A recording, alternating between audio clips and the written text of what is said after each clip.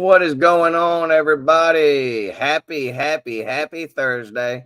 We are live. It's been a while since I've been on here. I'm pretty, I was gone 1 week doing some training, and then last week I was in Boston, so I missed being on here with my girl, Miss Ward, and we have a very special guest this morning. I'm super excited. Kurt Benfield, excuse me, Benfield. Nice. Nice correction there. No worries. Is with us this morning. How you doing, Kurt? I'm doing great. I'm very honored to be here and happy to be amongst some of the biggest names in the appliance repair world as far as I'm concerned. Two of my personal heroes. Like I told Miss Ward, I'm going to tell everybody else. I'm glad I got to talk to her a little bit so I wasn't so starstruck when we got here on the camera because she's my girl. She definitely she's leading the industry and telling us all things we need to hear, whether we want to hear it or not. So. Yeah. But that's one thing about Ms. Ward. She's going to give it to you straight. That's and, right. She's not going to sugarcoat it for you. No. We're going to get into it. I'm super excited. I do have a special guest as well to say our prayer this morning. My daughter heard that we were about to pray up, and she ran in here with a smile on her face, and she said she wanted to pray this morning. So, Danica is going to lead us in prayer, and then we're going to get into this thing. All right, go ahead. Go, Danica. For this day, and thank you that we're all here on the Service Alliance group, and thank you that that everyone's here, and that we all are going to have a good day. Amen. Amen. Amen. All right now. All right, love you. She's so precious. What that girl, a sweet little girl. She's my little prayer warrior. You're a lucky man, TK. Lucky man. Oh, yeah, absolutely. How you doing, Miss Ward? I missed you. Man, you know I'm getting that bag, man. That's what I'm always doing. Yes, ma'am. I'm over here in Enterprise, Alabama, boy. I'm telling you, it's hilarious. Oh, boy. All right, we got Dr. Dan checking in this morning, my buddy. Dr. Dan, what's up, man? You doing, I met Dr. Dan at ASTI. He's a nice guy. Yeah, Dan's awesome, man. Good dude. Adam's checking in this morning. Nice to have you with us. Always a pleasure. But yeah, I met Kurt at Mike Carlson's board training. I mean, it had to have been, 6 years ago? Probably. I had started the business and it's been a little over 6 years, so it had to be right about 6 years ago. Yep, had to be. Okay. Yep. And I had seen him around on the Facebook groups, and when he came in, I really didn't realize who he was. But I got to at least be in his presence then, and then at ASTI we got to meet again, and I got to meet his son. And was your wife at ASTI as well? My wife was there. Yes, she was. Sure was. Yep. Correct. And that was awesome. And that's one of the things that I love about the Alliance community and the social media appliance community in general is just meeting all these people. And you know, you even before you meet them, you get to establish somewhat of a relationship, and it's such a cool thing. Like Miss Ward, I've never met Miss Ward in person, but in my opinion, she's one of my closest friends and acquaintances in the business. But one day we're going to meet, and it's going to be a grand thing. And it'll be great. I still have we actually still have a gift for Miss Ward that we were going to send her. And I've decided, EJ got it made for her, and I'm not sending it to her. We are hand delivering this gift to her. So personal delivery. Coming on again this morning. My pleasure. Thanks for having me. Kurt, you started your business 6 years ago, but May 1st, 2017 was my launch date. That's beautiful. You've been in the business for 28 years? Or 28 altogether now, 22 for another local retailer who is still in business. And I'll have to tell you two guys, because I know you'll appreciate this more than just about anybody, because we know what it takes to get the phones ringing for us. What I managed to pull off with leaving that company, we had a very definite plan in mind, my wife and I. I wanted to get out of there, and I didn't want to burn that bridge. These people were my family. I love these people. They taught me a lot of what I use now daily. And I wanted to maintain this relationship. And now 6 years in, I want both of you to know that they send me leads on a daily basis. And we're talking probably 5 to 7 calls I get every day straight from the store where I used to work for $0. Nothing more than them saying, hey, we don't work on anything except what we sold, and we didn't sell this. So here, let me send you this guy's number. And I just can't tell you how happy that makes me, knowing what it costs to get some of these leads for some of these colleagues of ours out here. The fact that my old employer is just sending me jobs every day, it makes my heart feel good, because that means I did something right. That's beautiful. And that's the power of networking and having those relationships. They send those calls to you because they know that customer is going to get taken care of. That's exactly right. These people and you guys and gals out there that are just getting started, listen to this sage wisdom that Kurt is presenting right now, because he's done it. Go out there and treat these customers right. Be a professional. And if you're working for another company with the plan to make the transition, don't burn that bridge. Keep a good relationship with that former employer if you can. In as much as you can help it. Yeah, if you can help it. It's not always the case, but that's a beautiful thing. And that networking, man, it's such a great thing. I have guys in our area that do the same thing, and we toss jobs back and forth. I don't work on this. Oh, yeah. Do. So let's touch on that just a little bit, Kurt. Sure. You went from working for a company for 20 plus years to starting your own company. There's a lot of people in this group and people that watch this podcast that are in a similar boat. Maybe they haven't been doing it for years, but there's a lot of guys that are either a one-man show, just getting started, whatever. Touch on that a little bit, maybe a few tips, anything, any sage wisdom you have for the guys. TJ, that's a great thing to bring up, because that was a huge thing for me, developing the confidence to make that leap. The initial jump from working for somebody for so long, you get addicted to that paycheck. You're going to make that money no matter what you do. And it's hard to break out of that mold and realize that there's so much more out there for you. If you've got the skill set, the fact that you're working for somebody else, you're taking a hit already. I guess what I figured out once I've been in business for about a year for myself was how much money I made that company in 22 years. And I don't know the exact number, but I can ballpark it. And I don't have any qualms in telling you that it was in at least a 7-figure range. There's no question about it. And I was just giving that shit away. Nobody else has got a Miss Jill Benfield in their pocket, though. My wife takes all the credit for taking me and molding me and saying, hey, you can do this. We can do this. I will help you. That started a long time before May 1st, 2017 ever happened. But she was in my ear saying, it's all it's going to take is 3 or 4 jobs a day. We can do that. And Mr. Ward's laughing because that's not really all it is, but that's all it would have taken. That's all it would have taken to replace the money that I was making at the other company. And she was right about that. Now, past that, I have some peer groups of my own. I'm sorry. I have a Boxer chat, kind of similar to what Brandon does. It actually predated Brandon's. I think it was almost his model for what he does with TMM on the Boxer. We call it the AATA.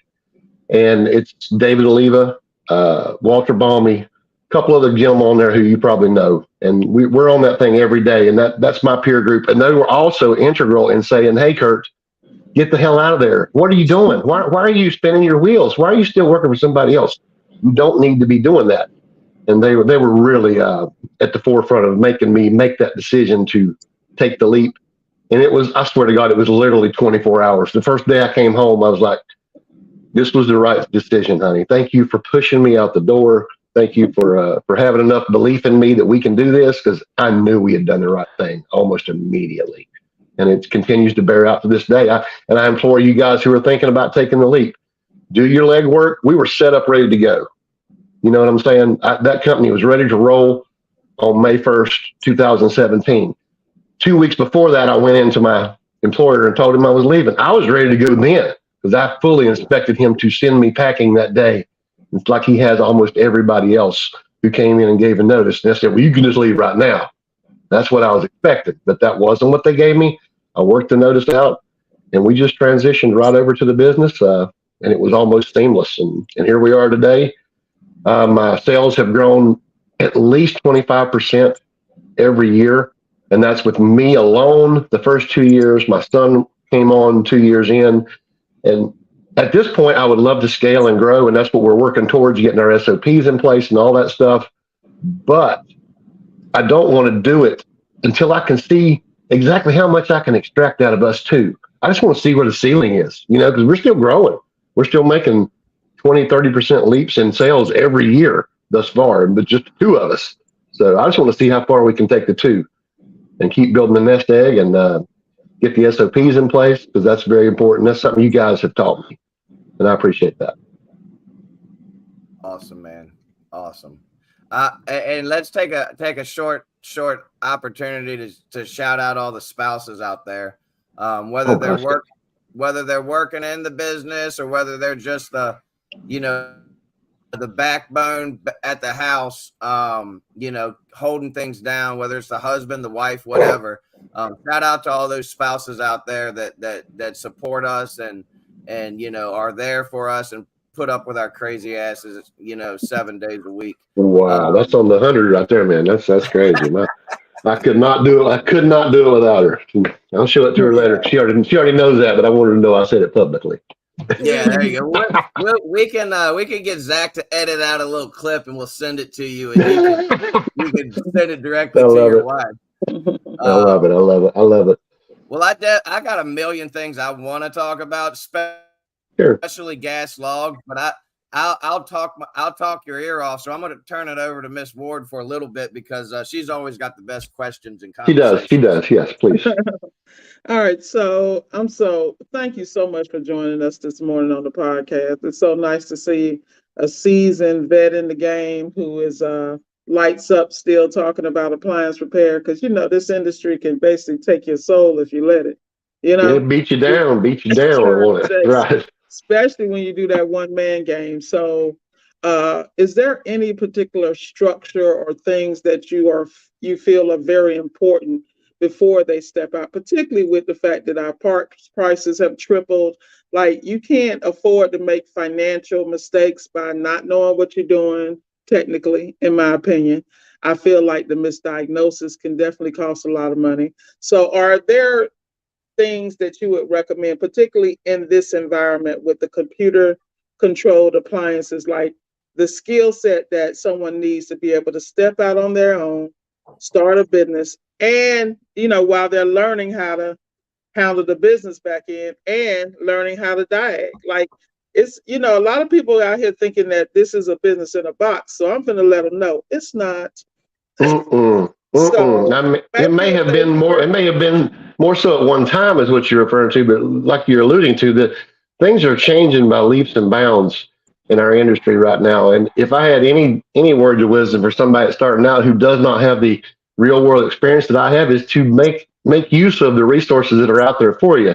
I know that you two are proponents of the GE tool, which I am as well, and I love that. I got kids. You got to understand where I come from. I've crossed the barrier. I started with Dependable Care, Maytag washers, and direct drives and stuff. So I've come from that to where we are now, and I've had to make that transition. And I got drug kicking and screaming into it initially. I hated electronic machines. I couldn't stand them. I fought them with every bone in my body. But then I started to realize that, well, hey, this onboard diagnostic is pretty cool. I can get in here and I can turn the drain pump on if I just want to see if it's working. I can test all the UI keys. I began to see the value in that. And if you're in it right now, I would implore you to go ahead and adopt all this early technology that you can. Smart HQ, Whirlpool's got one in the works right now. I don't think they have very many appliances that are actually compatible with it, but this is the future of our industry, whether you like it or not. You're going to have to get up on board of this technology. You got to make use of all the literature that's out there for you. The Appliance Alliance is a great way to do that. Of course, we all know about the Samurai, Scott Brown, the PSA. All these manuals and technology are out there for you, but you have to know where to find them.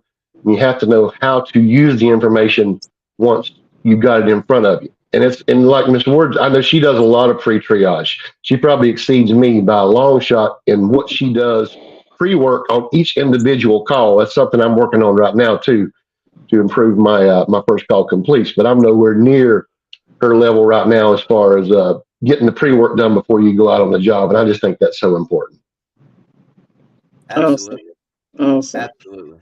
Yeah, I watched a little podcast that Scott Brown did recently about tech sheets and triage tools and things like that. And he nailed it. His quote was, a tech sheet or a triage tool is only as good as a person whose hands it's in. Exactly. It's just like a schematic.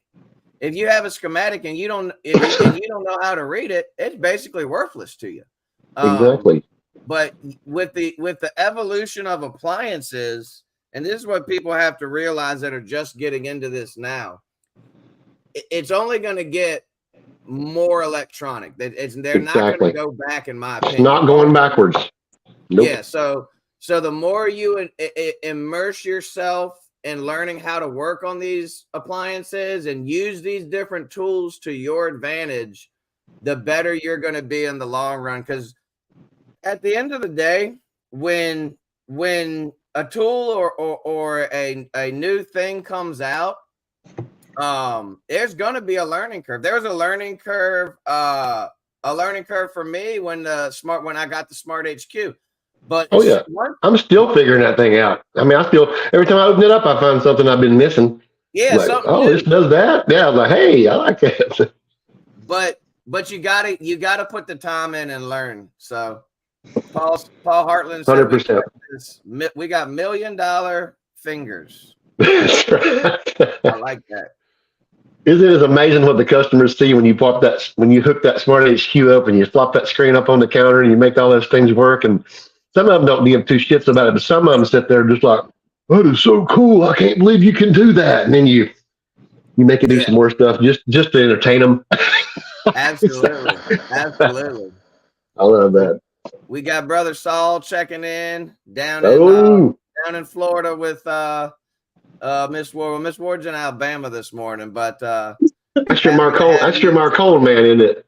That's the Marcone man. Yeah.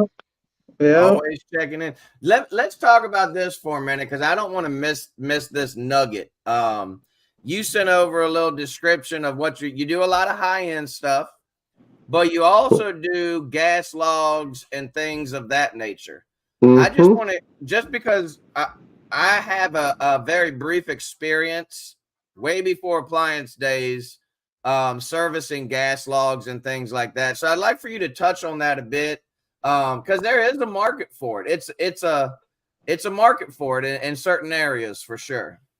Well, that's another reason why I felt like I needed to take it on with our business when we started TK, was that I learned that at my previous employer. I did the installations for them for a long time. Crazy rooftop installations. I should have brought those pictures and showed them to you guys when it was me almost 30 years ago up on a roof. I've literally got a safety belt around my waist and another guy tied to a rope across the roof while I'm carrying a flashing and some piping up on a roof. I'm like, what in the hell was I even doing up there? But that's where I learned all those skills with that company. And when I left there, they quit doing that work completely. So it left a huge void, and just a natural void here in my area for people who did work on fireplaces and installed gas logs and stuff like that. So we went ahead and took that on initially. And it's been a great thing for us because basically I can ask what I want. I've got a captive audience. There's nobody else around here doing that work.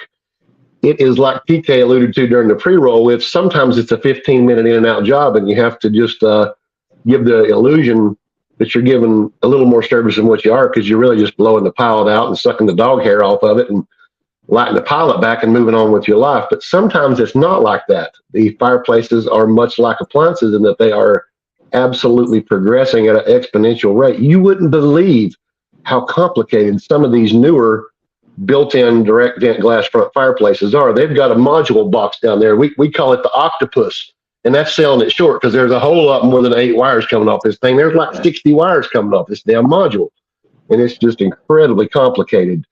you talk about tough areas to work in too, very small, compact areas that you just don't have any access to. It's a whole lot like appliance repair, but it's been a great decision for us to go ahead and bring that on. That's the first thing I trained Dalton on, as a matter of fact, because I saw the first 2 years that whenever the season came, I was just getting run over with these calls on gas logs. And in addition to my normal appliance stuff, I just couldn't keep up. So that's the first thing I trained him on. He does a vast majority of the gas log services at this point. But that was a great training tool for him because he was new out of the box, and it gave me a lot of opportunity to teach him some electrical theory, to just teach him the basics, electricity, amperage, ohms, resistance readings, things like he just had no experience in at all. That was something great for him to start out with. So. That's awesome, man. Do you still put the little fluffy stuff around the fire to make it look? The rock wool. Oh yeah. It's rock wool insulation. It's nothing more than rock wool insulation. It's the same thing that when you have a blow-in insulation job done in your ceiling, that when they do that with the big gun that they blow it in, it's basically the exact same stuff.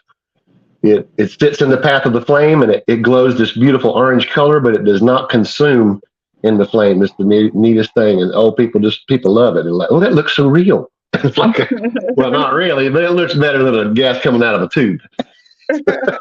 Yeah, exactly. Exactly. The illusion. Exactly. Love it, love it, love it. So, Ken, do you guys, when you say you focus on high end, now let everybody know where you are. I am in Hickory, North Carolina. We are about 40 miles north of Charlotte, North Carolina. I can be at Charlotte Airport from my house in 45 minutes. So we are at the base of the foothills of the Blue Ridge Mountains, what we call the foothills, of course. But my area is very much, by and large, a rural area. So I really run the gamut of who I work for around here. I can be in a single wide trailer one day and a $2 million house the next on the lake, working on Sub-Zero and Wolf. So it really, I would love to position myself to get a little bit more towards what Miss Ward is doing as far as more of a boutique business, but I'm not sure that in my area that would work for me. She's working that huge 3-state area, and she can really target who she's wanting to work for. I am more captive to my area, my home county, Catawba County. We do this county, and basically every county that touches it is my service area, which is still pretty large, but I kind of have to take it how it comes. And like I say, sometimes it can be bottom of the heap. Sometimes I'm down in the hole in the gutter. How far is that from Salisbury and Cary? Salisbury, Cary, that's more in the middle part of our state. So I'm probably about 100 miles from Salisbury right here. Okay. Yeah. Okay. All right. So the other question I have, so in your area, are there any manufacturers that are more prominent than others, or? I don't think so, Miss Ward. I see pretty much everything. GE was, I guess, 10 years ago, GE was being sold at a really high rate around here. But I've seen it level off to where, for some reason, the box stores seem to be pushing the Whirlpool stuff, which, is making my eye twitch just thinking about it. But that's funny what's happened to our industry and our manufacturers. Because Whirlpool, well, it was a little longer than that, but some years ago, Whirlpool was the top of the heap. I loved them, and he said, "What do you want? What should I buy?" Whirlpool, and they have since plummeted from that position to the very bottom of the heap. And I don't even know what to say, but yeah, it very much runs the gamut. I don't have any more one thing than the other around here. Okay, all right. So if a technician is starting in the industry and they want to get like a foothold in that market, with little or no recalls, is there a specific appliance that you would recommend they start on? Because a lot of times when I'm coaching people and they're learning, I'm like, look, focus on dryers, ovens, and stoves. You just said it. You just said it, Miss Ward. That's the two easiest things. And I told you I trained my son on fireplaces first, but when he went over to appliances, that's the first things he got. He got almost all the dryer calls. He got almost all the range calls. Not so much the gas, but the electric for sure. Because like you say, that's as simple as it gets in our game is the dryers and the ranges. Now, when you start getting into the refrigeration, we all know how complicated that can be these days, and I'm still struggling with some of that stuff myself. Mm-hmm. I don't. This may surprise you too to know that I have not started doing.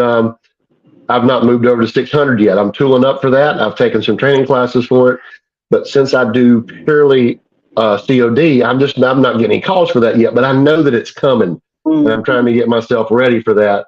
But I do love refrigeration work. I consider myself to be pretty much a master with the torch. I've got a lockering kit, but I have not even broken it out of the box yet or used it because I'm still. They're going to drag my torch out of my cold dying hands, I guess, because I just love brazing, and I've been doing that for a long time, and I'm really good at it. And I've been happy to see some of the manufacturers kind of backing off that lockering a little bit and saying it's okay to go ahead and braze some of this stuff, because I knew in my heart that it was. And it's good to see them actually admitting that you don't absolutely have to have the lockering with the situation. So, are you a oxyacetylene man or a turbo torch? I'm man? an oxyacetylene man, and I came from an HVAC background, so I still use my big torch pretty much, and just use the knobs to control it like I need to. And some guys look at that and think that's a little bit of overkill, but yeah. I've only used that turbo torch like one time, and it basically handed me my butt. And I said, I'm just going to go back to my oxyacetylene because that's what I know and that's what I'm comfortable with. And sometimes that's all it's about. There's no right or wrong answers. Just use what you're comfortable with. Use the meter that you like. Use the hand tools that you like. Use whatever you can use more effectively to get your job done. Yeah, and what works for me, great, might not work for you. I was trained on turbo torch. Exactly. And I thought it was fine. Like it worked good for me. I didn't have leaks, and it was all good. And then just recently, when I took the sealed system training, I got a really good training on the oxyacetylene, and now I'm like, oh boy, I can't wait for my next sealed system job because I'm gonna break that bad boy out. Oh yeah, when you figure out how to control that flame right, because I'll just put it out there. I was burning holes and stuff left and right when I was trying to do it by myself. I remember, no shame in that. Ain't no shame in that, DK. We've all burned holes in life. I was on a FaceTime. I just got in the tank. I was on a FaceTime with David Giro from the Alliance. Shout out to David Giro. He's down there in your neck of the woods. DJ, oh yeah. And I was like, dude, show me how to get this tip right, because I was melting holes in the copper, and it was embarrassing. But what I did was I took a tip from Steve Brett's, and I got an old LG compressor box. I stuck the cardboard box in there. I stabbed some copper through the sides, and I probably brazed and unbrazed those pieces of copper 30 times. It got to the point where I would have to swap out compressors with another old compressor to practice more. But once you get good with that oxyacetylene, I think once you really tune it in, you won't go back to turbo torch. That thing is on point. I'll tell you what a good test point is for your brazing skills. When you're working up in the dog box on a Sub-Zero and you're trying to do a heat exchanger replacement, and you don't want to pull that damn thing. You can work that thing up in there and twist it around, but you got to make those two brazes back deep in that box. That'll test those brazing skills every time. Here's something else I learned. It's best just to get in there with the vacuum cleaner before you start and go ahead and get all that dust out, because you talk about a flash fire. Holy shit. that torch hits that 2 layers of dust up in there. It's on. Get that thing cleaned out before you get up in there, but that'll test you really quick. And it's very similar to the cardboard box. That's awesome. So I got a quick question here. Speaking of people starting their businesses, now we all know, like, because I hate to even let this word come out my mouth, because I don't have any slow seasons. I'm one of those thinkers like, okay, I'm not putting that energy out there. Cancel that. But the reality is one of the biggest struggles that I see new business owners have is on the finance side about, they're not really comfortable with profit first. They don't know how to save. They see the money coming in, they spend the money, and then they stuck. Have you guys put anything in place, or is there anything that you would recommend them to do to learn how to kind of, because between the cost of our tools between the parts and just the business expense, the cost of doing business. People think appliance repair is like a quick lick, but when you run it properly, it is expensive. It is to have a expensive. professional image and so is there anything you recommend that might help them out in the beginning? I'm gonna be like a broken record, Miss Ward, about this because I'm a late adopter to this. But when you're thinking about starting this business, I cannot impress upon you enough that you need to know the CODB. You got to know how much it costs you to run these calls. You got to know how much it costs you to get that work. If you don't know those numbers, you're just sheer guessing and throwing stuff at the wall and see what sticks. So you need to know what is it costing you to, first of all, run this service call. Because if you don't know what it costs you, then you don't know what to charge so you can even approach a profitable level. And I think some people don't even realize that because, like you were alluding to, there's a lot of hidden costs in this game.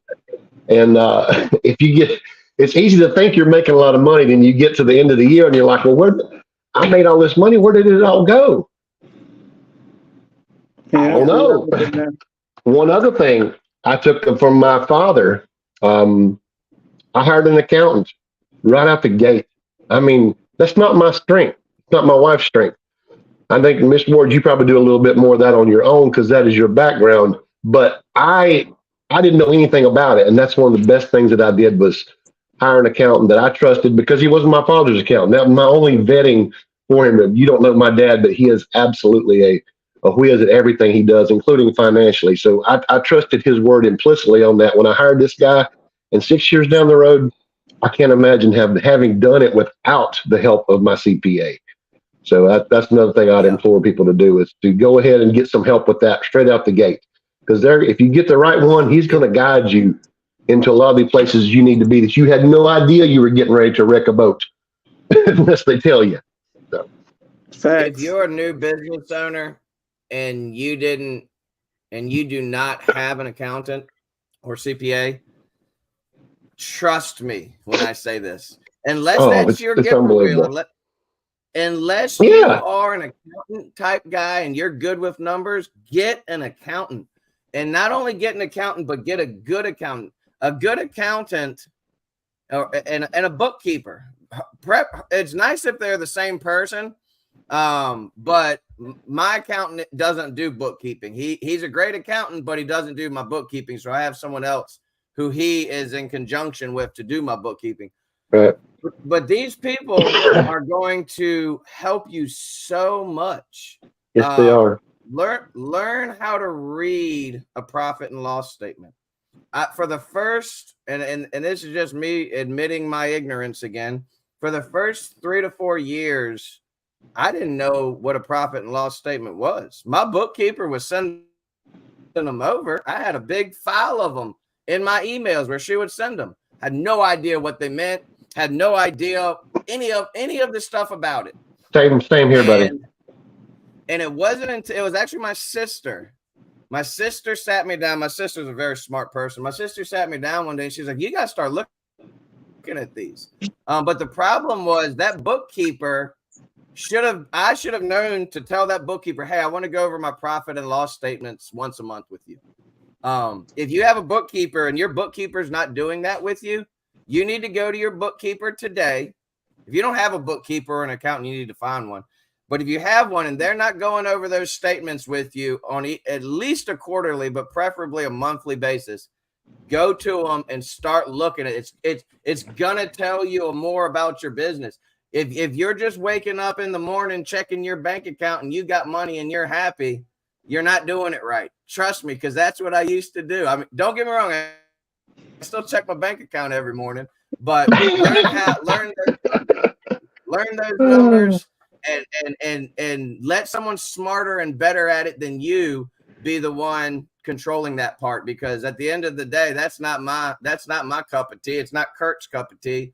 So let people do that better. We got a couple people chiming in. That was such a good nugget. I hope somebody wrote that down. Absolutely. TMM has a heck of a SEAL system training. Thanks for popping that up there. Oh yeah. Their costs were P&L. increased. Speaking of P&L, Mr. David Oliva is the one who first brought up the P&L term to me. When he first brought it up, I didn't know what he was talking about. He said, "You ever look at your P&L sheet?" And I was like, "What is that?" I didn't even know what it was. Same here, Come man. on, man. Yeah, profit and loss. Oh, that's those things my bookkeeper's been sending me for the last 3 years that I don't look at.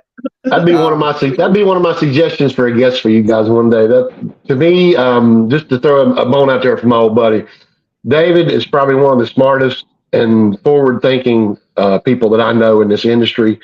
He has got more going on in his brain than I can even possibly conceive of on the tip of my finger right here. That man is thinking about every part of his business every single day. And I really admire that, and I'm trying to adopt some more of that. I've got the technical side. The business side is where I'm trying to grow right now, as far as myself goes. And I consider him to be somebody that I would model myself after in a second. And I do model myself after him. I steal his ideas all the time. I'm not ashamed to say it, because he's got so much going on. The fact that you're in a peer group with him and Walter, I mean, that's golden. We're definitely Miss Ward's already got that on the line, so we're gonna get Mr. Oliva in here. Good. Yeah, he'll be here on November 2nd. He's scheduled for fantastic. November 2nd. Yeah, I gotta go off his schedule. I'm like, David, when you available? I asked That's him right. a month ago. He's like, November 2nd. I'm like, all right, Goldman Sachs. That's what I call him. I invented that program. That's the best. I know it, man. What kind of dedication does that take to not even have a business background and to take on something like that? That just tells you what you're dealing with David's brain. He's just incredibly intelligent individual. Hey, you saw what Paul said there, right? I agree wholeheartedly. What is that? Said those costs will increase like crazy without experience as a tech. New guys to appliance repair should go work for a company and get some time under their fingers. Was that what you were referring to, Ms. Ward? Absolutely. Yeah. Exactly. I mean, that's what I did inadvertently, but yeah, that's 100%. Yep. Yeah, I mean, you look at someone like Kurt here, 20 some years as a technician, and he made that leap. And I think, and this has always been my opinion, so I'm not wavering one bit.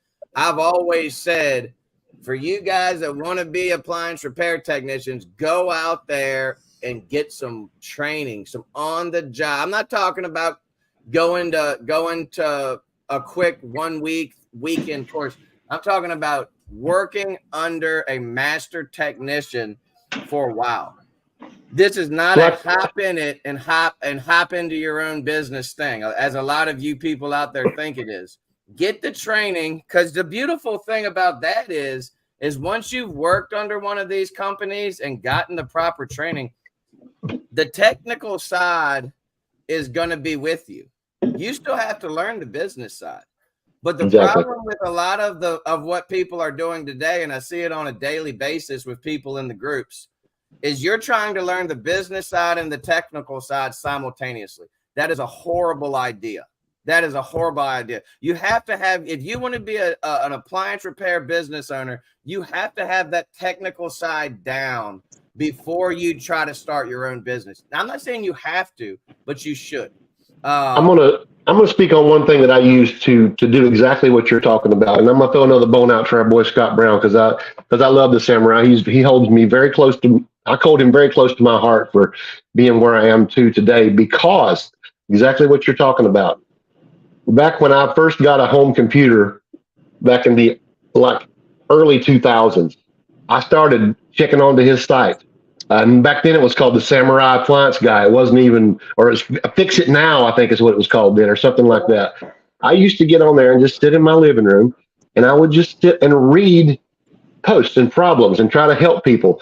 And I gained so much experience and help through just reading through other people's problems and trying to externalize that, not being on site, taking what they're giving you and seeing if you could regurgitate back to them something that would help them to move forward with this. There was so much to be learned right there. And I did that for years. That's when I was still working for the other company. And that was what you're talking about, is me learning my trade, getting some more experience. And it doesn't have to be hands-on experience. And once you have a certain level, you can move to the online and actually get some help from that too. And you can get some help by giving some help. That's what really amazed me, is that I would learn as much when I was trying to help somebody fix a problem remotely as I was giving them. I was learning just as much. So, and I still do that to this day. I love helping people online. I just helped a friend last night fix his refrigerator over the phone because he wanted me to come to Charlotte and work. And I was like, I don't come that far, but tell me what's wrong and maybe I can talk you through it. And I'd be damned if he didn't have a dead mouse in his condenser fan. And I knew it in 2 seconds when he told me that his mullion strip was hot and burned his wife's arm. I was like, well, you need to check, first of all, for that dog hair up in front, and then pull out and look at that fan. And he called me back and said, you nailed it. And I was like, well, that's what I do. So I was happy to be able to help you, but I couldn't do that if I hadn't done that already through so many other avenues. Yep. Absolutely. Well, I don't want to be disrespectful of anyone's time. We're 12 minutes past 8:30. Okay. But I do want to touch on one thing real quickly that if y'all have time. I'm all yours, buddy. In the pre-roll, we talked a little bit about that customer relationship, going into the customer's house and reading the customer within the first few seconds, minutes, whatever.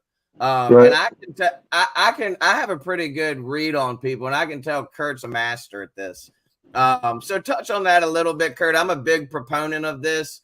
Touch a little bit about that bedside manner and reading the customer and that first initial interaction when you start going into the customer's home.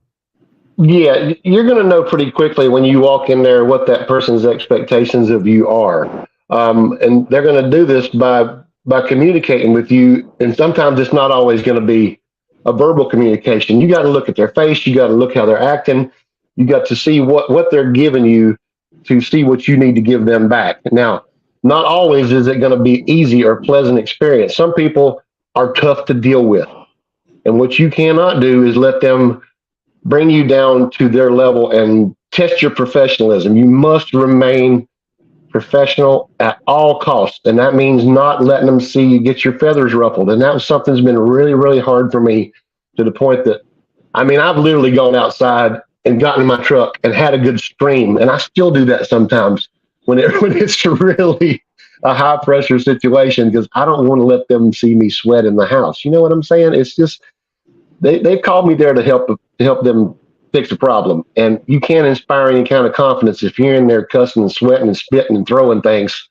And if you feel like you're going to do that, just take a second, go out of the house, go in the truck, and calm your ass down, because that's not going to work for you. And I promise you, it's not going to come out good for you on the other end. And if you can pull this off, you will inspire so much confidence in your customer, because of course they're going to know that this is something that you're having an issue. It's not something you see every day.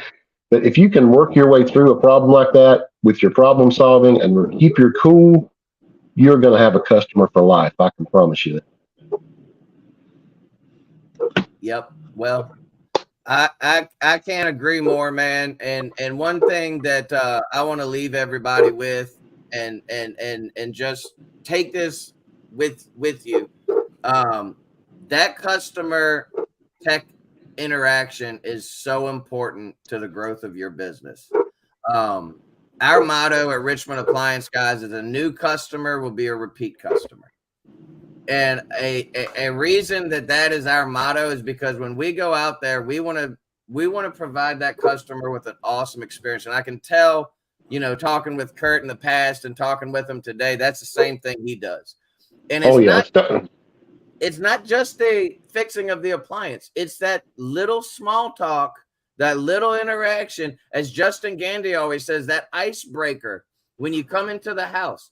Look for that little thing that you can talk about. Whether it's I'm a dog man, TK. I'm almost Caesar Milan level dog crap, and it's so funny because I get told it all the time. Well, that dog doesn't like anybody. He won't let anybody pet him. I'm like, well, if his sniffer's working, he knows I'm okay, because I love my dogs and they love me, and that's another thing I use to break the ice with my customers.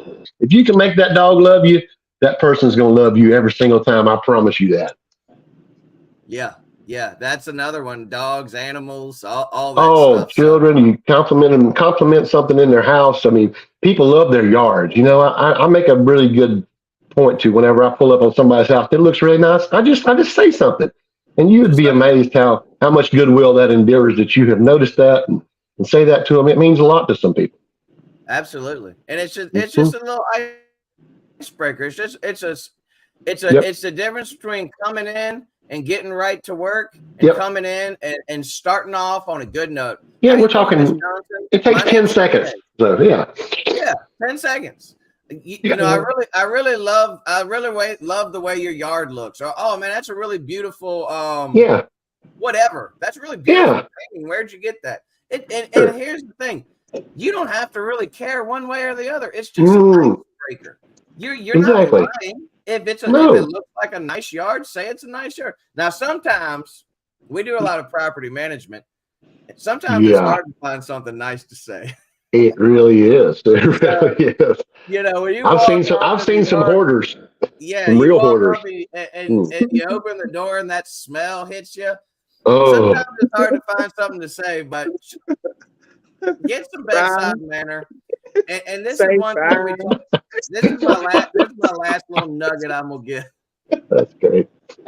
This is my last little nugget. If you're not good at that, if that's not your cup of tea, be as professional as you can possibly be. If you're not like Kurt and myself and Miss Ward, be as professional as you possibly can be. Less is more. Yes, ma'am. No, ma'am. Thank you, ma'am. Don't forget those things. I hate it when my customers said, "Don't call me Mrs. So and so," or "Don't call me ma'am," and I'm like, "You are not going to be able to break me of that, ma'am." You might as well stop. I was raised in the South, so you are Mrs. This and Mrs. that and ma'am to me, and that's just the way it's going to be. And don't please don't take offense to it because I don't mean it that way. Your mama raised you right. That's what That's that is. right. That's I tell right. you all the time. I said my mama raised me right, honey. Damn right. Gasper said, "I'm sorry, I'm allergic to your 40 cats." Man, let me tell y'all something. G Money, what's up, buddy? The bass playing appliance man. My better half had to have a conversation because I was I got a couple of calls and I vet everything. I look at the house, I go to realtor.com, I look to see where the appliances are because I'm the triage point. I mean, that's part of my triage. I'm checking everything. And I just caught that nugget the other day that you did that you actually look at the house on Zillow and ask for pictures of the general area around the appliance. I love that idea, by the way. Yeah, because I asked them to send me pictures. That's part of my thing and all that. But I'm anal, right? So I had a call come up in the house. Yeah, Lord forgive me, it's on video, but I'm gonna just say it because I'm Miss Ward. And the house was under 100,000, right? And I don't really service that quote unquote in my brain. I don't service that clientele.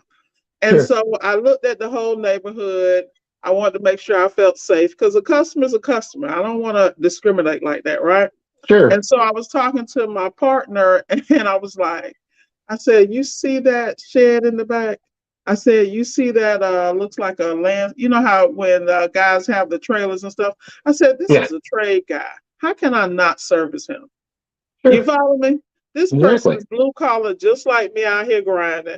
And we were having that conversation. I said, this is why I do what I do, because at the end of the day, everything I do is 360 and it's always strategy. When I say that, I mean that because I am trying to see how quick I can get in and how quick I can get out by getting all the information, model, tag, all that stuff, description of what's going on. I even have them send me videos and images if it's a noise and things like that.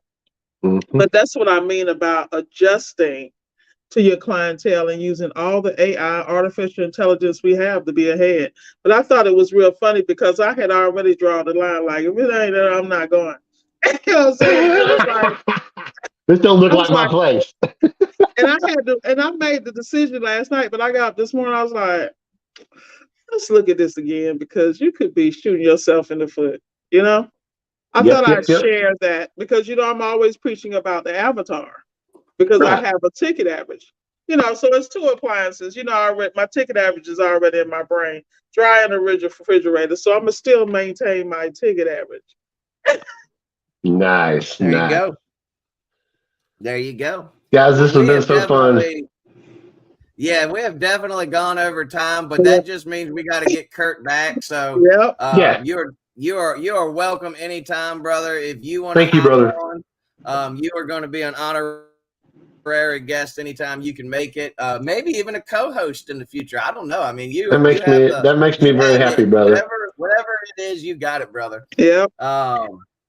Miss Ward, finally good to speak with you, my lady, and I'm gonna throw one in there for Miss Ward. I'm gonna take her byline because I love it so much. Let's go get it. Let's go get it. Well, I appreciate everybody. Miss Ward, you got any closing thoughts or? Nah, man. I just remember, y'all, we going into the season. The motto needs to be: "You are too blessed to be stressed." That is the motto for the rest of the year. Don't let it get you. Amen. Well, as always, we really appreciate you guys tuning in. If you haven't subscribed to Miss Ward's YouTube channel, be sure to go over to Solid Steps to Wealth on YouTube. Shout out to all the solid steppers out there. If you haven't signed up for the servicealliancegroup.com, make sure you go over and subscribe, get that all access package so you can get the tech sheets, the SOPs, the courses, the vendor programs, all that stuff. And if you haven't signed up for the 4-week mastermind, make sure to go and register at servicealliancegroup.com. Zach and the gang have been working hard on this mastermind thing. And it's a peer group of some sort is so powerful. Kurt just said it. He's got his peer group. I've had a peer group for years. Miss Ward has her roundtable. And that's all we're trying to do is get you in the same room with some other like-minded individuals to help you grow your business. And that's what the mastermind's all about.